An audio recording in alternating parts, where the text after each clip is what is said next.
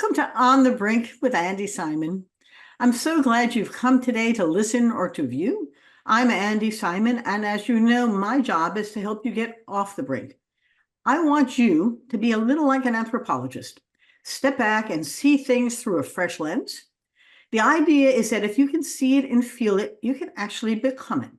And the stories that we share are really inspirational stories from other people, guys and gals, who have extraordinary careers that may help you do the same for you. I'm so delighted to have Kimber Maderazzo here today with me. And Kimber and I have come together through Edie Frazier, who is my co-author on the book Women Mean Business. And I must tell you that the connections, and Edie is a connector, have just inspired me to find all kinds of wonderful people to share on this podcast. So Kim, thank you for being here with me. Well, thank you. And Edie is a connector. That's what I would definitely call her. So I'm a happy big that she fan. connected us. I am as well. Let me tell you about Kimber. In her bio, she tells you she's worn many hats in her 25 plus year career in the beauty and cosmetic industry. And I think she'll tell you a little bit about the makeup counter at the age of 14 to the boardroom in the world's #1 acne brand. Her legacy in each of her roles that touched on e-commerce, digital marketing, social media, product development, operations, manufacturing, and supply chain, the whole thing. So she's very, very much an entrepreneur, but also has built great companies. She's defended against industry titans with a 7-time suspend, staging an 8-point market share comeback. She's modernized business models to gain relevance among younger audiences with 9-digit top-line impact. And she's developed global expansion strategies to support explosive growth in lucrative Mexican and Chinese markets. Pretty cool. She's an executive and board member. And what she tells you is that her success is based on calculated and healthy risk-taking with a calm focus balanced with an ability to mitigate risk to protect business longevity. And she's listening to this and saying, I said that. Is that what I said? An inspirational and optimistic leadership style, a talent for creating organizations with innovative cultures, and a strong ability to forge alliances and build consensus. And I do think that background is of the Pepperdine University out in California, where she's coaching tomorrow's business leaders as professor of the Graziadio School of Business and Management at Pepperdine. She's also a graduate of Pepperdine. And she's been secretary and programs chair of the C200 Premier Women's Leadership Organization. This is going to be quite a conversation. Kimber, I know a little about you, thanks to Edie, but not much. This is a great career. Help the listeners understand who's Kimber and what's your journey been like and how did this all come together and how can it help them? Please, your turn. Well, thank you, Andy, for having me here. It's a lifetime of work and a continuous lifetime. It's something that it has a beginning, but hopefully it doesn't have an end, right? I still continue to grow, still continue to learn, and still every day am excited about new opportunities. So when I look back at my childhood, I wonder if I was born a leader. People will ask me all the time, were you born a leader? And I don't know if you are born a leader. If you asked my parents when they were living, they would probably say she was born to be a leader. She's going to do something. I can remember when I was, 10, 12 years old, I would sit at my father's desk with the stapler and the phone and act like I was in an office.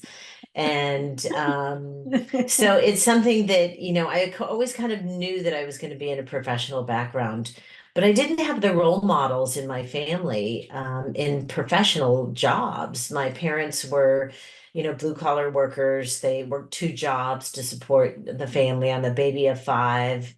And it was something that, through their hard work and their determination, I learned how to be a driver.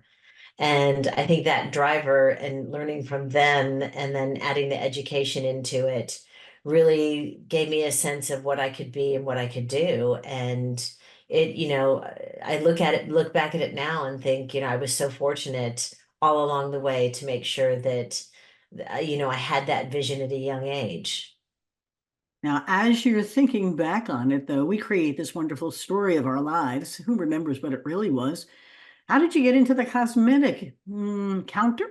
And where did that take you? Because that clearly is a door opener into your career, isn't it? It really is. I was very young when I started working. It's a funny story because I was 14 years old. I looked more mature than I did at 14. I probably looked like I was about 18 or 19. And, I was ready to conquer the world. And I had a close friend of mine who was older. She was 16 and she was looking for a job in the newspaper. It sounds very archaic, right? That we'd go through the newspaper and look for jobs. And one of them came up that it was a makeup artist. And I was like, oh, I would love to do that. And I didn't need a job. I was 14. But I also knew that there wasn't a lot of money around my house. And if I wanted different things, if I wanted, special jeans or anything like that, that I needed to probably make my own money to get those. Mhm. So I said, I wonder if I could get this job. So I went on the job interview and got the job. And it was one day a week working on Saturdays. Well, I was only 14. So what was important to know is I came home, I ran home, I told my mother and said, look, Mom, I got this job. It's going to be great. I can go around, I'm going to travel around to all these stores and I'm going to be a makeup artist and they're going to pay me, they were going to pay me $20 an hour plus commission, which at that time was a A lot of lot of money. Yeah, money, it a is. lot of money. And so I didn't tell my mother about the pay, but she said, you can't do it because how are you going to get around? You don't drive, you're not old enough, and you're not going to, there's no way you can't take this job and you need to go to school. And obviously I was going to school. This was a Saturday gig. So when I told her how much they were going to pay me, she was like, I'll drive you every weekend. And she drove me every weekend to a different place, and I was doing makeups and really having fun with it. And what I didn't know at the time, I was a great salesperson. I was selling all these products and I was making pretty good money. And what I didn't know at the time that my salary from one day a week was more than what my father was bringing home. Oh my. And so I look back at it and it kind of just breaks my heart a little bit because I didn't know that our family struggled that much. My parents were very good at not letting me know that they struggled, but they were so excited that I was making this money because then I could buy things for myself. I was able to buy myself a car at 16. I Yeah, was able to yeah. do those kinds of things. So you really don't know the situation when you're young at that age, what your parents are in. But what you do know is that they give you the values and the basics to be able to really go out there and, the confidence. I had confidence at a young age, and I think that really helped me and giving me that career. I do not have any children, but Mhm. if I had any children, I think the first thing that I'd really focus on is how do I give them the confidence that they need to do what they really want to do in life. Yep.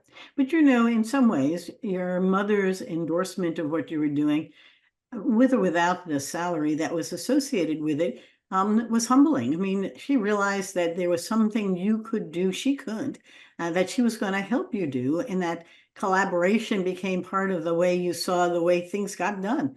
It wasn't you alone, but that Exactly. came here. And how does that begin to form a mindset that says, okay, I can do this, I can contribute, but I can't do it all by myself, and nobody really can. But that is a really beautiful story. So you didn't stay there by any means. Did you go to Pepperdine? Is that where your career took you?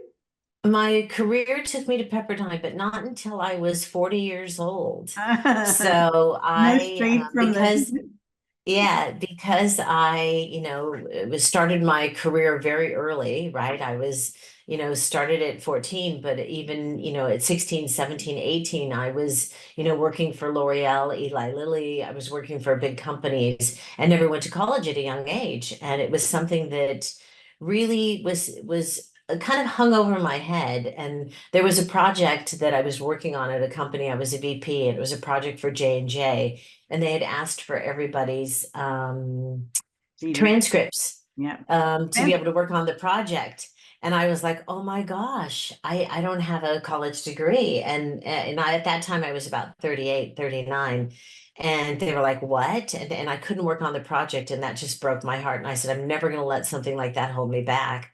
And I went back to school, got my undergrad, and then went and got my graduate degree. And now I'm a professor at Pepperdine. So it really is a great example of, there's no certain time in life that you can do those things. You can do them at any time. And even when you think that it's no need to have that, it still is valuable at any age. It's interesting because, your passion and your purpose around the cosmetic industry took you into big companies. And I'll come back to your college education, but what did you learn in those big companies and how did it serve you as you got into being more of an entrepreneur in smaller companies? What were the learning lessons there? I think the learning lessons were is always to learn, right? It's, anytime I would go into a room, I would look at the different roles in the room. I would learn what those roles were doing. I'd ask to shadow those people. Could I spend a day with them? Because I wanted to know what those roles did. One of the things that I find as an adult, and especially a mentor and a teacher, a professor, is really that students don't know, or young people don't know what kind of opportunities there are. They don't even know what jobs are out there or what they could be doing because they don't have the exposure. So I was really fortunate that I was so inquisitive and really wanted to learn. And I would watch and I'd say, okay, what is this person doing? What are they in charge of? Does that look like something I'd want to do? So I knew early on in my career that I was going to be a leader and I wanted to have that succession. And it was, how do I get to those next levels in my career? And it really was learning and observing. Interesting. And did you have a mentor or a coach, or you were just self-taught? It was more self-taught, I think that I look at it and say, I wish I had known at a young age to get a mentor or a role model. There were people along the way that I worked with that were great role models, that were great at educating me and saying, taking my hand and saying, look, I think you can do this. There were many who said no and said, no, I don't think you could do that when I thought I could. So I was fortunate that I got that learning lessons along the way. And you learn, being in the corporate world, you learn so many different things. And one of the things that corporate and entrepreneur are very different. I was the chairman for C200. I'm the former chairman, and C200 is made up of, the organization is mostly entrepreneur and corporate. So you've got that division of two different mentalities. And I was fortunate that I got to work with many, many different types of business owners, many different types of women, and understanding the differences between entrepreneur and corporate. And they are so different. Ah, Um, so I really see that now in the work that I do on how, entrepreneurs are driven and eager and corporates are stuck in that corporate world, and everything takes, forever to get done, and entrepreneurs can make a decision like that. So it's great to learn from both of them. but your point is an important one because the certainty in a corporation has value, as you've learned, I'm sure, and the uncertainty among entrepreneurs has enormous potential. And they require very different mindsets. I'm married to a serial entrepreneur, so we're married, I don't know, 56 years, but we've gone through several business ventures, almost all of which have been successful, but never with the certainty that you had when you were in a corporate environment. And on the other hand, when the ideas came, you just flew and built them. And it's interesting as you're saying that, because I don't care whether it's guys or gals, I always preach that if you see an opportunity, go. We taught entrepreneurship at Washington University in St. Louis. I had 18 students, 9 had been valedictorians of their high school class, but they all wanted to be entrepreneurs and they had great ideas.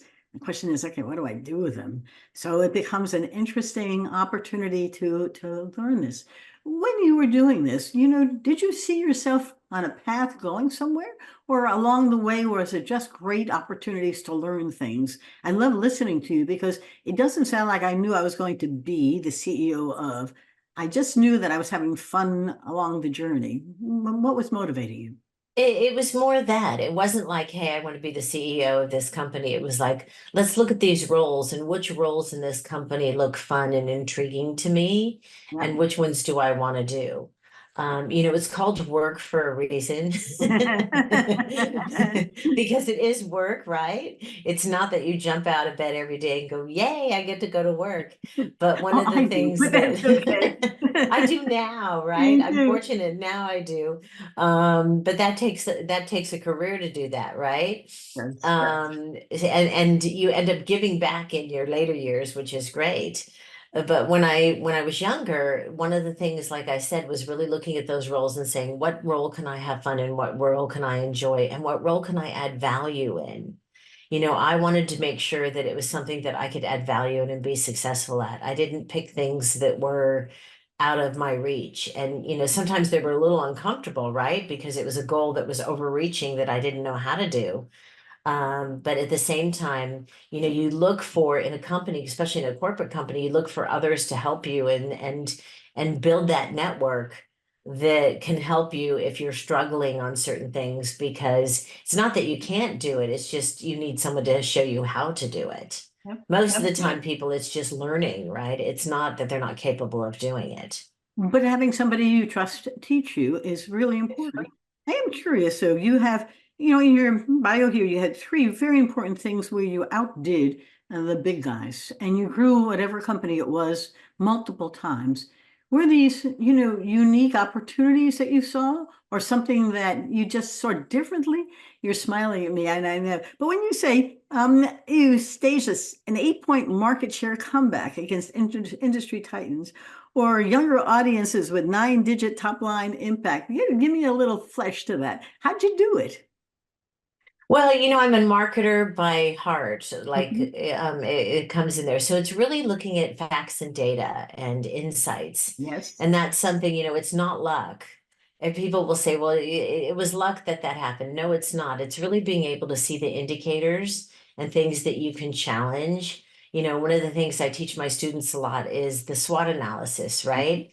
I said, and in that case that you're talking about, one of the things, I was running the brand proactive, and one of the things that was key to me was knowing my competitors and doing SWOT analysis for them and knowing their strengths and knowing their weaknesses. And once I knew that, it allows you to be competitive and be strategic. And I still look at that today in many things that I do. It's like, how can we be strategic? What is my strength? What is their weaknesses? And let's find ways to of those opportunities. And so it's something that, I enjoy doing. I love looking at companies and saying, okay, here's where you can play and here's where you can win. Yeah, it's interesting. In Anthro 101, my professor said to me, remember, data out of context has no meaning. And as you're talking about the data, you also had an ability to see the story in the data that stood out from simply finding the data to confirm what already was being known. You could see opportunities. Am I right? Exactly. I mean, and that's something that it's a skill, right? It's a skill. It's something that it takes a lot of knowledge, because it's consumer products. Yeah. My partner says that I'm the ultimate consumer. He said, you don't have your MBA in strategic leadership, you have it in consumerism. But you And understand it's the customer. That's right. Exactly. It's in consumerism. I literally know customers well. I can look at a brand and see who's buying it. I have that insight and I know how to pick up those cues really quickly. And it's just years of analyzing brands and taking a look at them and knowing more about them and how they interact with the consumer. Because that's what it really comes down to, is a true consumer. Yep. It's interesting. We buy with the heart and the eyes. And as I'm listening to you, you really understand how something feels for that consumer. Less about the data per se, than what it feels like for that consumer to really affiliate with that brand and really belong to that brand and really want to be part of that. Am I right? Exactly. I mean, those are the things that differentiate brands, right? It's not really the product, it's the feeling and the loyalty and the brand equity that the consumer has with the brand. Yep. And it's not even the features or benefits, it's the feeling. It is. It really is. And you can see it. There's some brands that you look at and you can see it. It's glaring. Yep. And you see those enthusiasts, especially in today's world, you get to see it really from social media and all the interaction with brand engagement. And, you can look at it and say, wow, like it's not even so much insights, it's like glaring at you, which is fantastic. Those newer technologies make it easier for marketers like me. It does. Well, it makes it easier for the consumer as well. The marketer's trying to influence them, but the influencers are even doing more, and their colleagues or whoever they belong to are already showing them the way. So most interesting market. Pretty cool. As you were talking, I was thinking about a question I've been asking more recently, and then is there something you failed at or something you wish you hadn't done? Because failure is an interesting insight into how to hmm, do things differently, you make left turns, detour. Any thoughts you might share?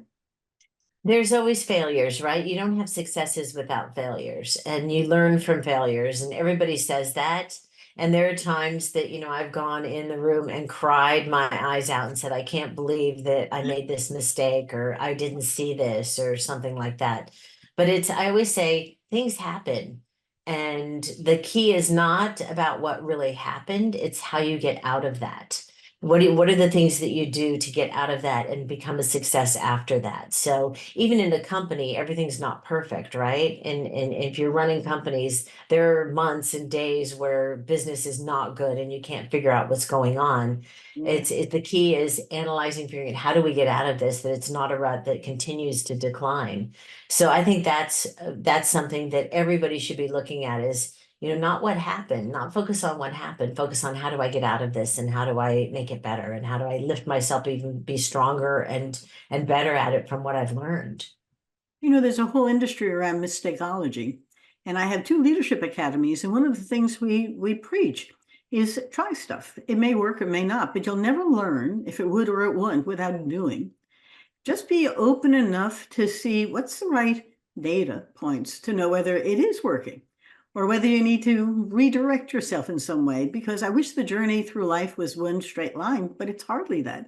And it's always more fun to say, oh, that really didn't work at all. Let's try this instead. The humility that comes with it, but also grows you, and you really learn better if you keep trying. Am I right? Or am I Oh, talking? you're exactly right. I say to people, you got to get a stomach for it, right? You got to realize that it's going to hurt and it's going to feel bad, but it goes away. It does. And it's not all happy rainbows and unicorns all the time. It's about those struggles. Those struggles really is where you truly grow. Yeah, it's just interesting. I'm thinking about the book I wrote with Edie, Women in Business, and along the way there were a bunch of redirects, detours, and oh my gosh, what am I going to do next? But it came out, and it really came out really well. Where are you going next? Any perspective you can share? Well, one of the things I've done in my career, it's an old saying that people say is, you first learn, then you earn, and then you return. So now later on in my career, I love returning to people. I love mentoring, especially women. I love mentor a lot of students, both men and women, but especially women because like I said to you earlier, I did not have a lot of role models. I had role models within my family, but not externally. And I feel that that's so important. And if people have someone to help guide them along the way, or even just make a phone call for them, it makes life so much easier. Like I said, I believe anybody's capable of doing anything. It's just really how it comes back to their character and their values. And it's how is somebody going to help you do that? You don't have to do it all alone. And I know a lot of people who love doing things alone. I have a fellow C200 member said, nobody helped me along the way, and I did it all myself. And I said, well, that's a problem. You should be able to get help from other people. And that's a skill too, learning how to let other people help you. You don't always have to be a leader. One of the things I've learned later on in life, I don't have to be the leader. Yes. I can walk into a room and I can be the learner, right? I don't need to be the leader. So it's those kinds of things really take the perspective out. But I really look at like, how do I return? Because I was so grateful for the career that I've had and I continue to have. And how can I use my expertise and my skills to help other people and help other companies? You remind me of one of our podcast interviewees not too long ago, whose research said that the new leader of today is interested in success, but in significance even more. And It's that's, true. yep. It's true. And purpose, as I've gotten through this stage in my career, I look at purposeful brands. I look at brands that are making a difference, that, are more consumer driven. Like I said, I'm a consumer, or more consumer driven, who are thinking of the consumer first, who are not thinking of the company first. It's what can we do for the consumer? And I love helping those brands really look at that and what they can do to be better and better served with what they're producing, the products they're producing, the things that they're producing in the environment, the sustainability, all of that. You would think that that was ubiquitous and not hard to convince people to underwrite or fund. But it is, and it's so interesting to watch the difference between those who are pursuing it regardless of whether they can underwrite it or get the financial support for it or not, because it's better for society or for other people. And my hope is that that grows geometrically, not arithmetically. And all of a sudden, we have a whole sweep of new products and services that are concerned about the environment, society, and how to govern better. There's a time and a place, and maybe now's the time. Are you seeing that? I am seeing that, it's purpose over profit, Yep. because being purposeful is not always profitable. So it's purpose over profit. And I believe those companies in the long run will have the successes and have that, they'll be here for, hundreds of years. And I think it's important, when we look at the younger generations are demanding it, right? They want those kind of brands. They want to be involved. They want that kind of relationship with a brand. They want to make sure the brand fits their core values, not just the brand core values.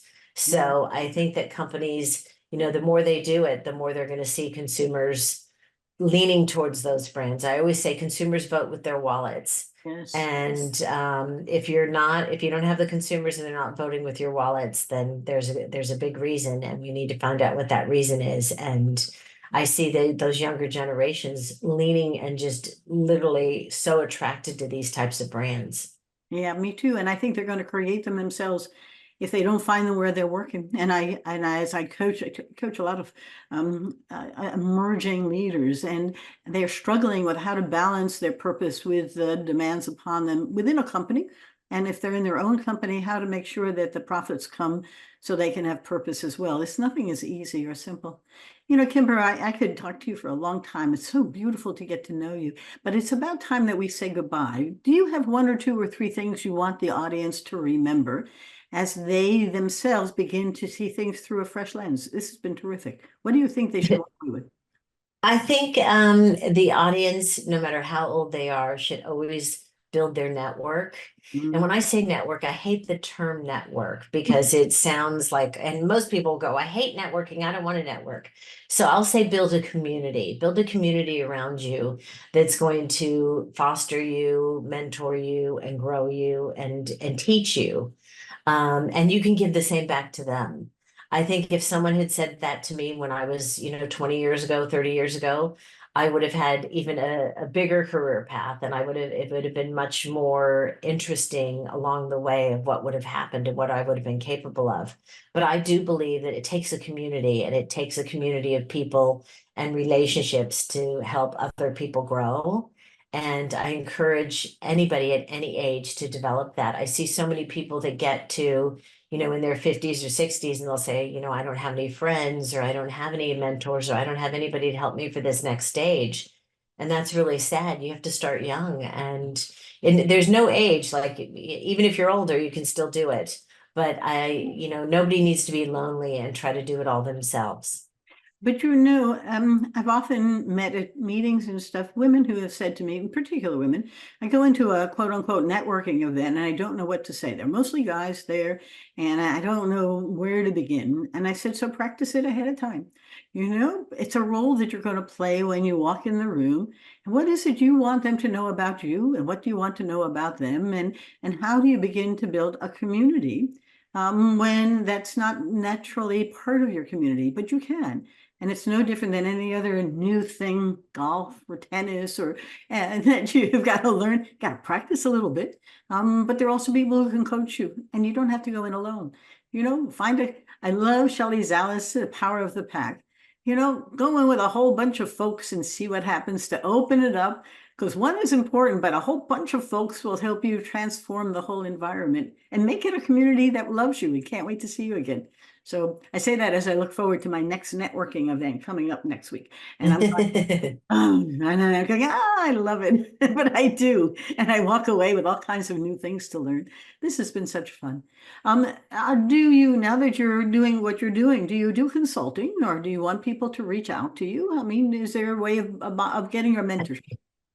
I would love people to reach out to me. I'm a connector. I love being connected too. So they can reach out to me on my LinkedIn, is probably the best place if people from this podcast are going to reach out, but definitely reach out on the LinkedIn because, and that's a great tool for connections, right? It is. And I'm eager to meet other people and eager to hear what other people are doing too. Well, and you've got wisdom and experience that you can't duplicate. It's really yours to share. And you bring it out with a great humility and a desire to share it. So this has been such fun. Thank you. Let me thank my listeners. Yes, ma'am. You were going I to was say, just going to thank you for letting me share it. So well, I really appreciate your invitation to be here today. well, and I just love we don't monetize this podcast for a reason. I just simply want to share. And I find that gives the purpose far more than any profit that could come. And I don't even advertise what we do on it, but I will advertise my books because they're all available on Amazon. On the Brink, A Fresh Lens to Take Your Business to New Heights is about 8 of our clients who we help see things through a fresh lens and do a little anthropology and rethink smashing the myths of women in business like Kimber, broke through whatever said they couldn't do, and they did. And then Women Mean Business, written with Edie Frazier and Robin Spiesman, and just came out, is here for you to see as well. And Amazon would love to see you. And you're flashing all over the place, Kimber. I was just, I was wondering if you're seeing that. I was like, is that my kid? Yes, well, it's been a flashing moment, but I'm going to say goodbye. Remember, I'm going out with a splash. and I love it. Take your observations, turn them into innovations, and reach out to us to see if either of us can help you. Bye-bye now.